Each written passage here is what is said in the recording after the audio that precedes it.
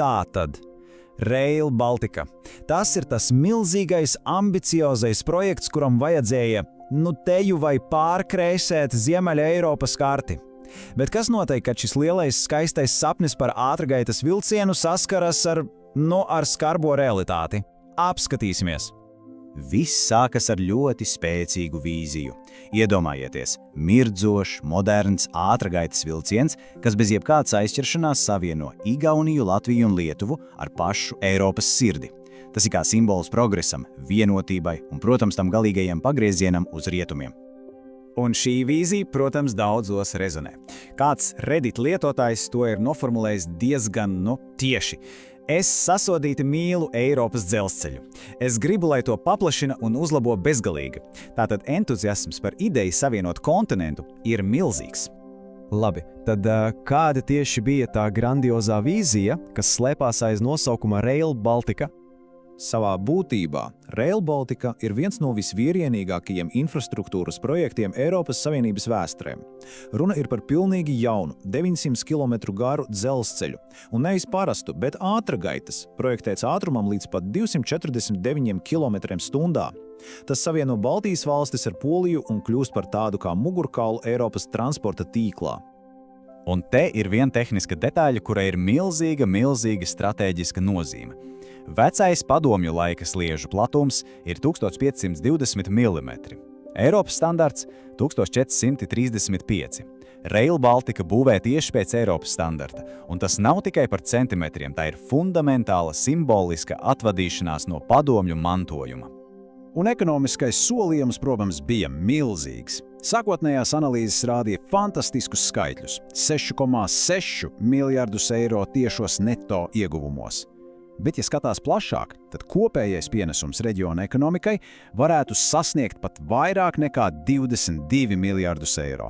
Tas ir īsts game changer, kā saka.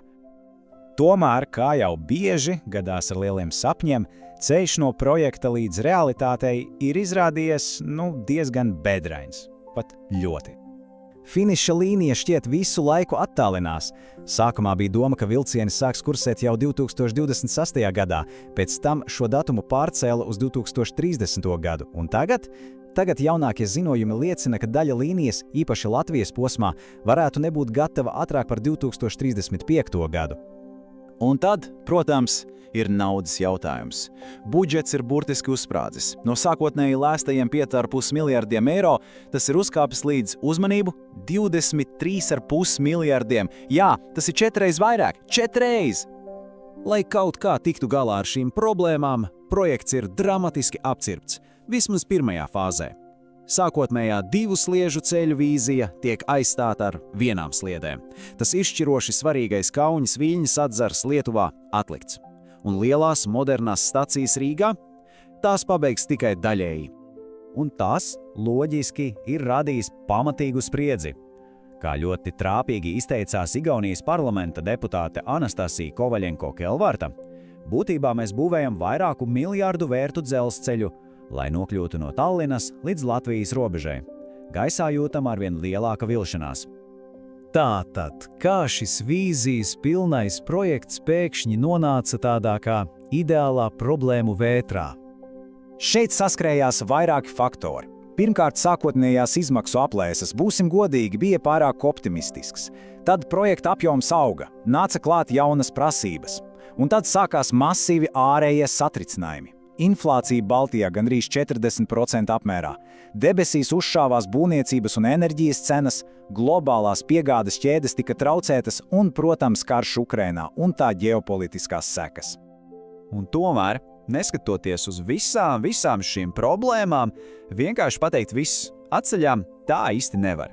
Jo Rail Baltica ir daudz vairāk nekā tikai pasažieru vilciens.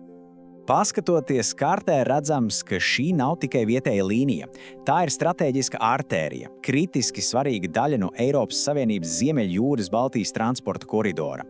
Tā fiziski un arī simboliski noenkoro Baltijas valsts Rietumeiropā. Taču iespējams pat svarīgākā loma šim projektam ir militārā.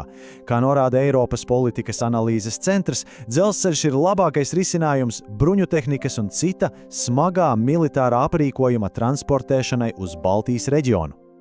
Un te atkal atgriežamies pie sliežu platuma.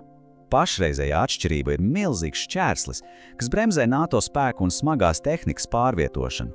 Standartizēts Eiropas platums šo problēmu likvidē. Tas ļauj krīzes gadījumā ātri izvietot spēkus uz ES austrumu flanga. Tā ir tīra strateģiska nepieciešamība.